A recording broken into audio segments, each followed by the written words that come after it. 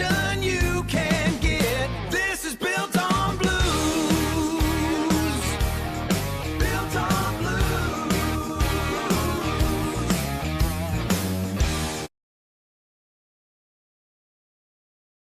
Welcome back to Built on Blues, everybody. I'm your host, Graeme Bryks. In Texas, roofing is a contact sport. Every time a hailstorm hits the Hill County, 1,000 storm chasers descend in Austin with out-of-state license plates and empty promises. But my guest today has built a fortress around his local market doing the opposite. He's 100% local, family-owned, and built the idea that you should actually be able to find a roofer after the storm clears. I've got Brandon Bentley from Wimberley Roofing in the studio. Brandon, welcome to the show. Thank you. Thank you for having me. Glad you're on here. Talk a lot about roofing. Let's do this. I want to start with the why. Texas is the hail capital of the world. It's easy to make a quick buck chasing storms, but you guys planted a flag in Wimberley and said, we're staying here. Was there a specific moment early in your career, maybe seeing a homeowner get burned by a fly-by-night kind of guy, that made you decide to build a business based on permanence rather than just chasing the next insurance claim? Well, yeah, we haven't. Our owner, the owner, Sam Mott, built this business because he loved this business. He loved sales and he loved his community in Wimberley, Texas. Okay. And he started out from his garage. His father helped him, Mr. Mark Mott. They started off with repairs and just helping out the local community. And he did that for a couple years. And through that, through good customer service, always being available, he grew that business to where Wimberley became a major staple in that town, winning Best Roofer of the Year multiple years in a row. And we continue to win and also be nominated as well just about every single year. We are insurance restoration specialists. We do help people out, necessarily what we built our business around. However, as you said, being in Texas, with as many hailstorms as we get, and they're spread out all over the state, but we happen to be kind of right in the middle of San Antonio. Our offices are in San Marcos, but we, from San Antonio to San Marcos, New Braunfels, Austin, Texas, Georgetown, Round Rock, that 35 corridor, and then expanding west to Marble Falls, all the way to Houston, and then, of course, up to Waco and Dallas. It's a huge corridor for yearly hailstorms. Mm-hmm. And when they happen, you've got to be able to help people. What we pride ourselves in is truly understanding the insurance process. We have we have our own claims department as well. We have a lady that worked with me for 6 or 7 years with another company.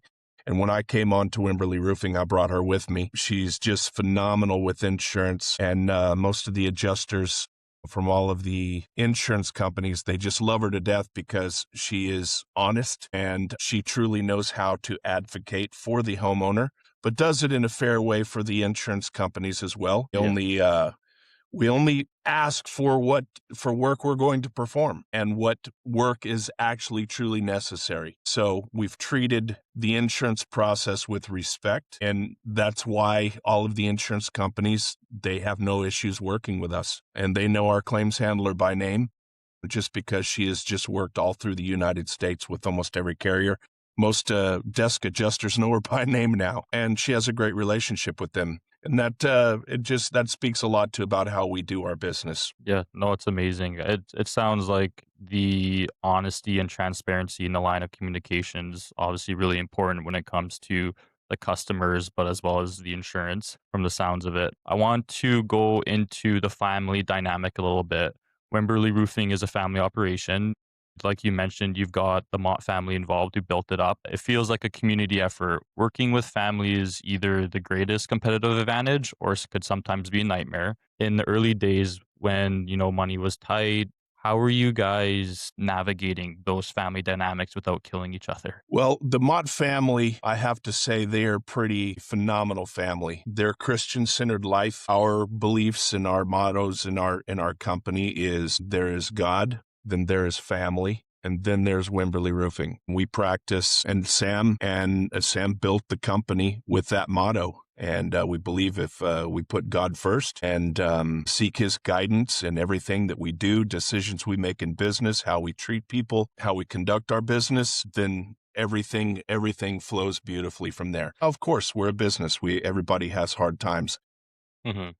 To specifically your question, when Sam started this, his father helped, his mother helped with some books, and they kind of rallied around to build this machine that we have. Their dynamic is, it's pretty amazing to watch. Mark Mott, the father, he is a very, very strong man. He is very knowledgeable about sales, but it's really awesome to watch him watch his son build this company and run this company. He is extremely respectful towards Sam in Sam's decisions. He's a great advisor. He's a great leader. The role that I love about him is I'm the general manager of the company, and so I deal with Mark a lot. Mark keeps us all grounded. You know, he's like the big brother father. But when it comes to business, Sam is very respectable about seeking guidance from his dad, and his dad is very respectable of how Sam chooses to run his business. Do they butt heads? I'm sure they do. You know, all family dynamics do. Yeah. But truly, when you have God in the center of everything that you do, your problems between you are really not that big. So that's just the easiest way that I can describe their Yeah. family dynamic. No, that's awesome. I want to go a little bit deeper into that principle of keeping God in your guys' business. How important is that aspect when it's like comes to like grounding you guys and just like either coming to the hiring process and making sure you guys are like hiring people with the same beliefs and with the same principles? Is that a struggle, or is it almost like easier to find like good people that way? Well, it's not really a struggle, and when we hire, it's not a prerequisite. However, we are very, very protective of our culture.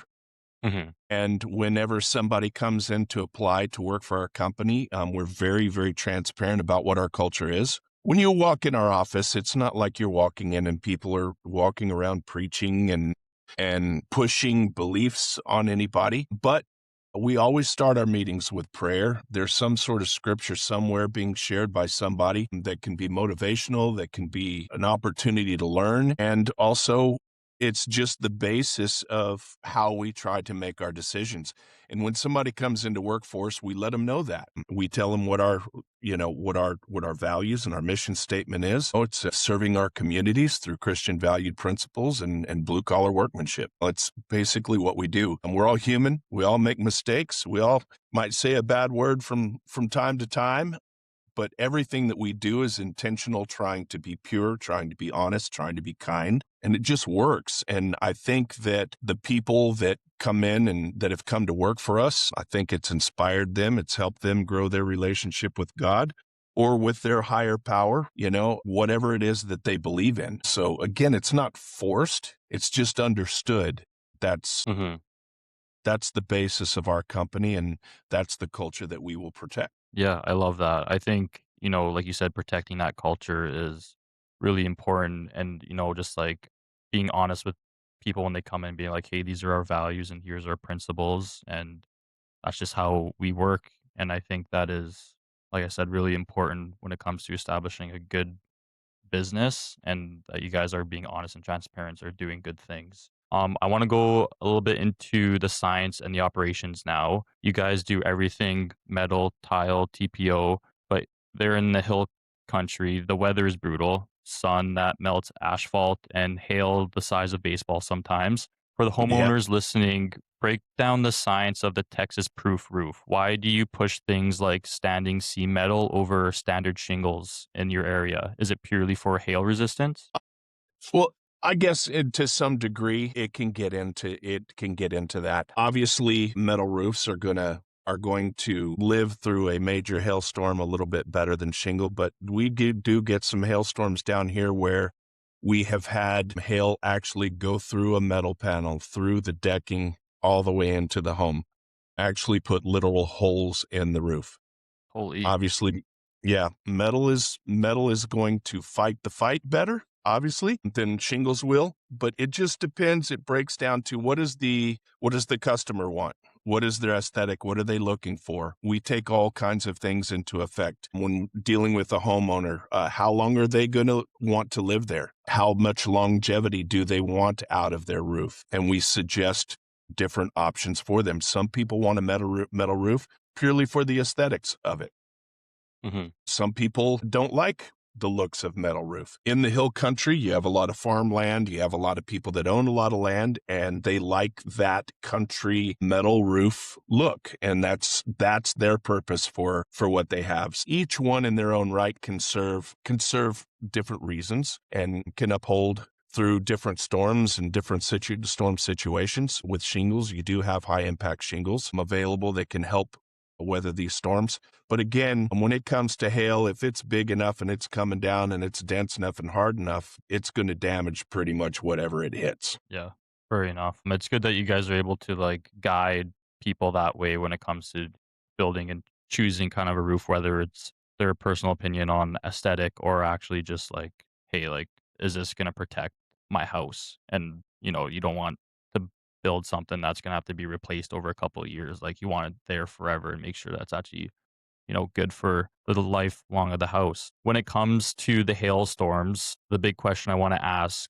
is, everyone's probably calling you guys when a big hailstorm comes through. Everyone has a leak, everyone's panicking. How do you guys handle that intake surge without dropping the ball? Do you have a digital system that answers and triages those emergency calls? It's funny you bring that up. We are currently right now in the middle of a CRM change. The CRM that we were using, I think it was the perfect CRM for a mom and pop company. But in 2024, we had that major storm in Wimberley, and we tripled the amount of revenue in our company in about 8 months time. So we right now are kind of putting on the big boy company pants now.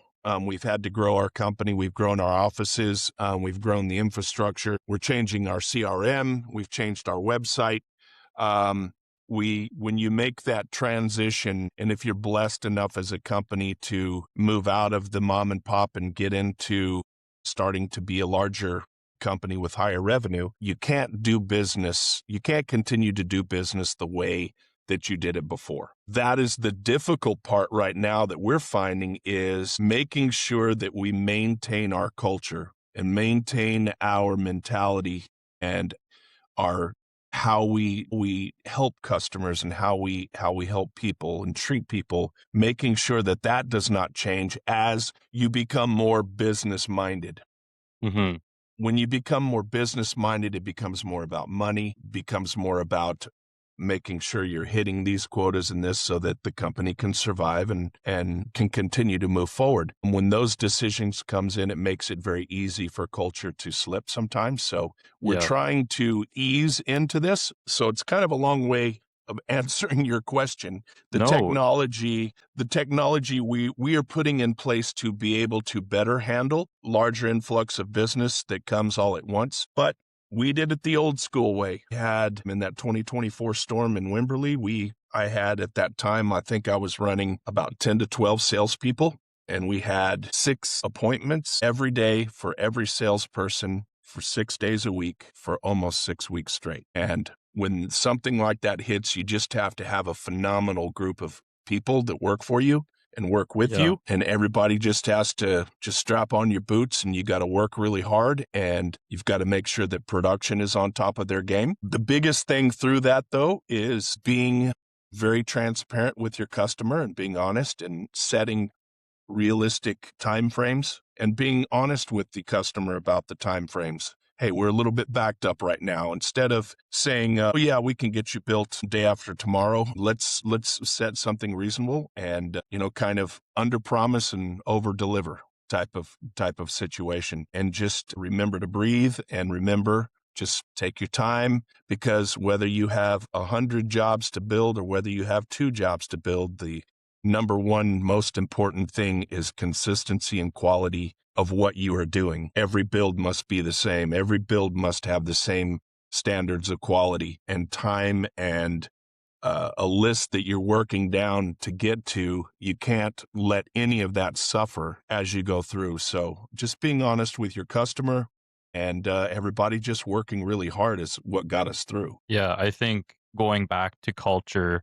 plays a huge part into growing. Like you said, there was like that time where it's 6 weeks, everyone's working, working, working, working, working. But, if you have a good enough culture, then, I feel like everyone's kind of like working together rather than like getting tired and like, oh, I don't want to do this. You guys obviously built such a good culture that it motivates and still inspires people to like, hey, I want to work for the guy next to me. Kind of like I always bring it back to kind of like sports mentality where, I played hockey growing up. So it's like I don't just play for myself, I play for the person next to me. So Right. obviously with your guys' culture, it seems that way as well. And, growing is really important to like keep that culture just like that. Going into growing, I know a lot of companies are implementing AI into their systems to kind of help with that intake.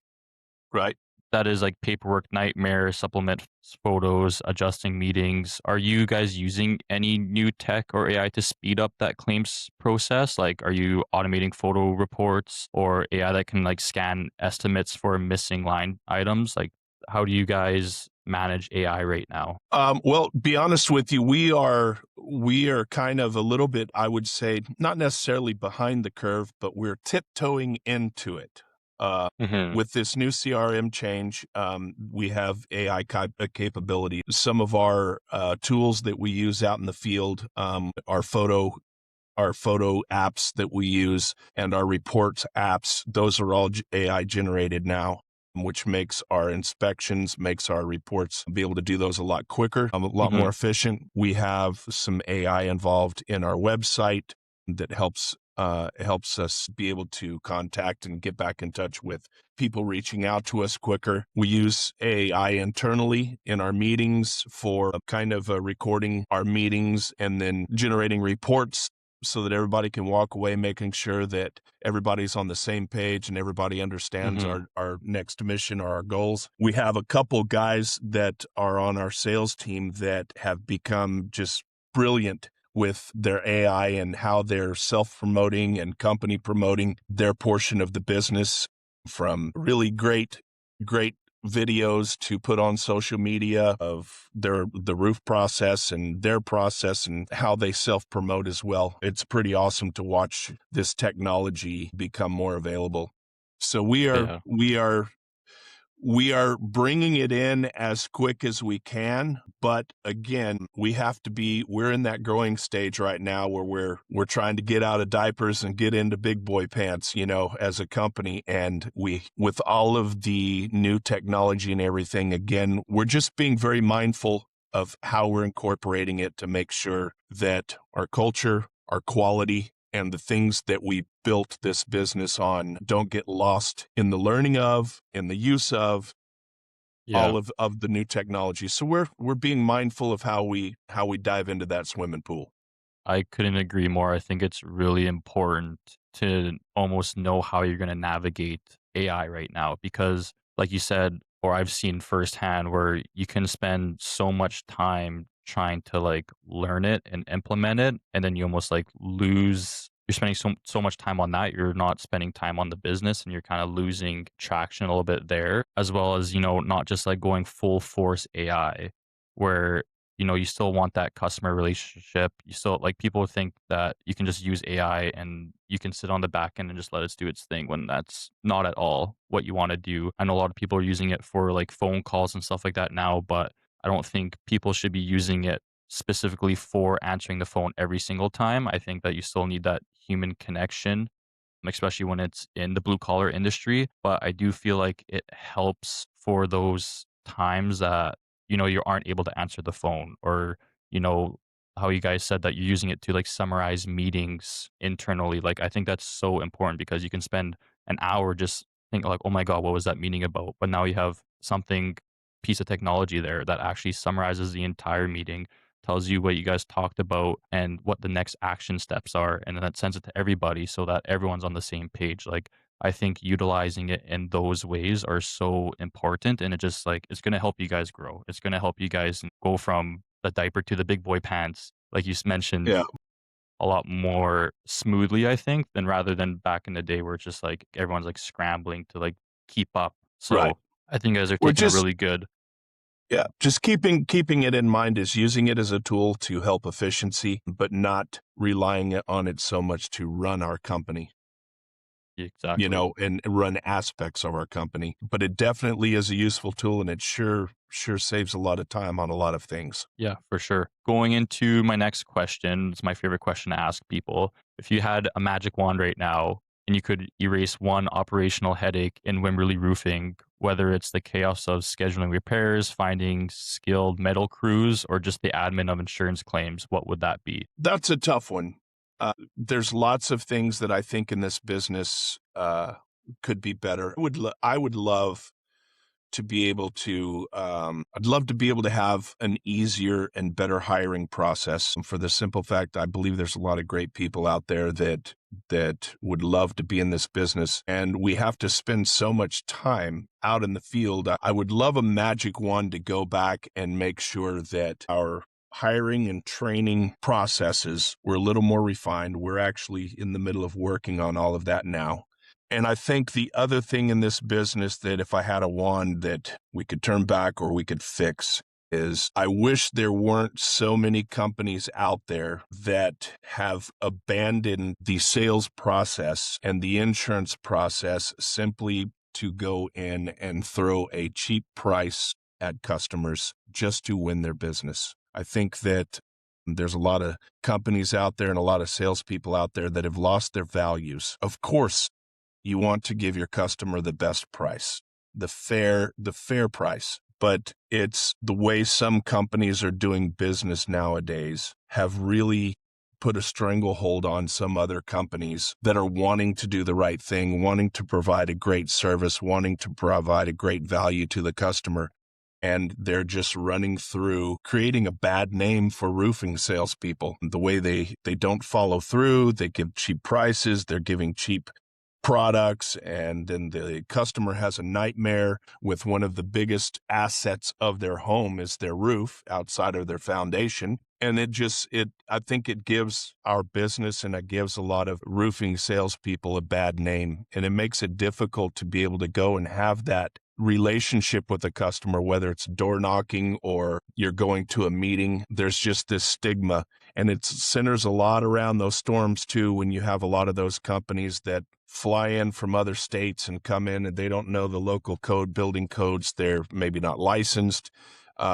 Maybe they're just coming just strictly to hit a certain dollar amount, and then they bolt back out and they're not around anymore to service the work that they performed. And I think it's just, I would love to hit a reset on that and everybody go through.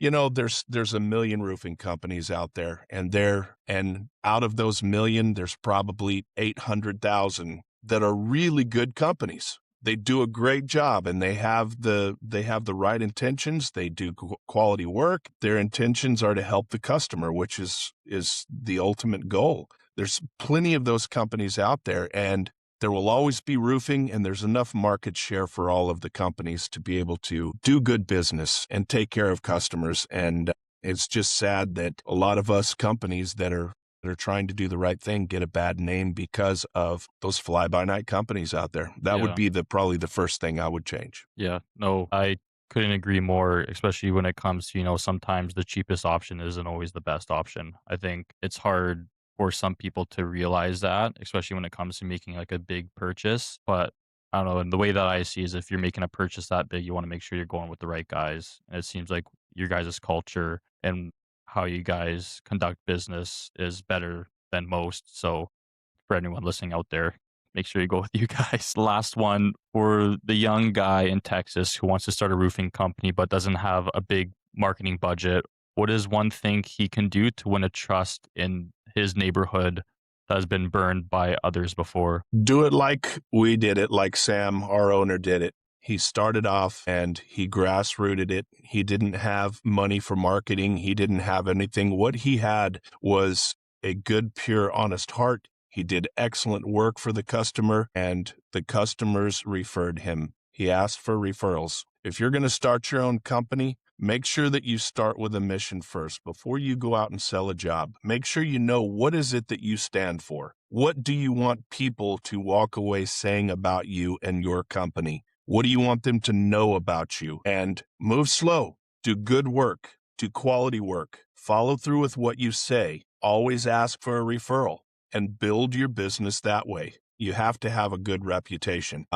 You have to protect that reputation. If you happen to have a build and you have a customer that is not pleased, follow back up and go fix the problem. Take care of your customer. You know, we're all in construction, and you have to remember that construction is not a straight line between A to Z, okay?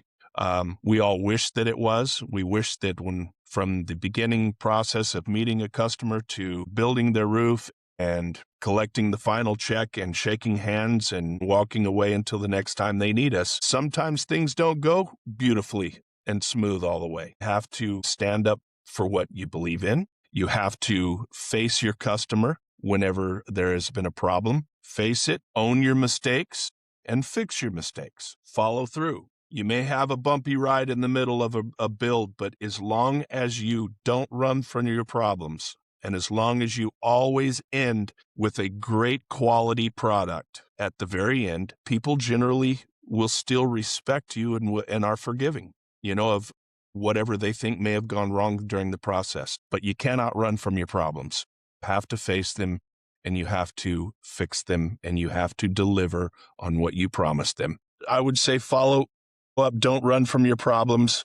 Remember that construction is never a straight, easy, smooth line. What defines you is how you deal with your problems and how you deal with issues through it. And just end on a strong note, and always just be a company of your word. Brandon, thank you so much for that. I'm sure it's going to hit it home for a lot of people who, you know, wanting to start their own business. So I think that was really insightful, and thank you for that. For anyone in the hill country who needs a roof that will actually last, where's the best place to find you guys?